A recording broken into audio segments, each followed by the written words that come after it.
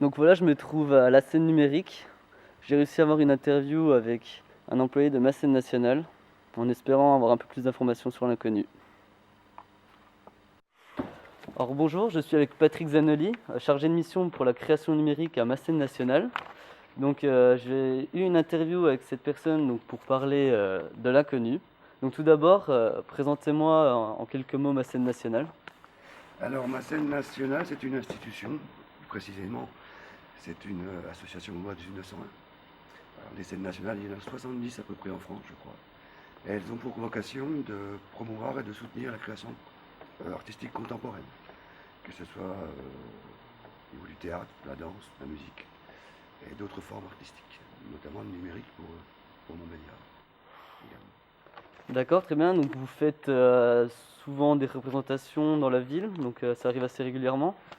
Alors la scène nationale a une grosse programmation, surtout depuis, pour faire un peu d'historique, depuis 2010, puisqu'il y a eu une fusion qui a été organisée sur le pays de Montbéliard, c'est-à-dire que plusieurs projets et organismes ont fusionné pour donner la scène nationale, ma scène nationale, pays de Montbéliard.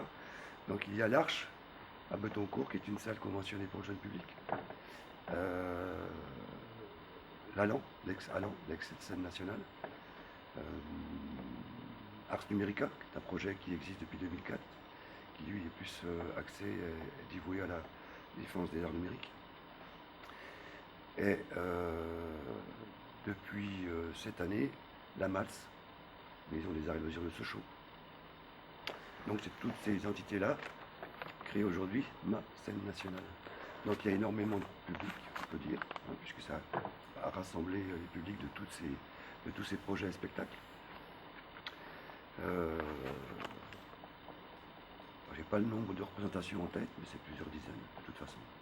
Je crois que c'est 80-90% même, je crois, Dans l'année. dans l'année. Très bien, d'accord. Alors, donc, comme vous l'avez expliqué, il y a beaucoup de personnes qui viennent au spectacle de ma scène nationale. Et moi, donc, il y en a une toute particulière qui m'intéresse, donc c'est cet inconnu qu'on recherche depuis assez longtemps maintenant. Donc on a découvert que c'était un enfant qui a disparu il y a quelques années. Il s'appelle Nicolas Chauffort. J'aurais donc voulu savoir si vous l'aviez déjà vu, donc je vais vous le décrire rapidement. Il ressemble donc c'est un homme assez grand qui porte un chapeau. Il a une longue veste, des lunettes noires assez foncées, une écharpe de Sochaux, donc qui lui cache bien le visage. Et aussi, on a remarqué que donc qu'il boitait et qu'il avait une canne. Donc, on peut dire un personnage assez particulier. Je vous laisse deux photos de lui. Sur celles-ci, bien sûr, elles sont floues, mais peut-être que ça vous parle et que ça vous dit quelque chose. Ça me dit quelque chose, oui. Surtout la description que vous venez de faire.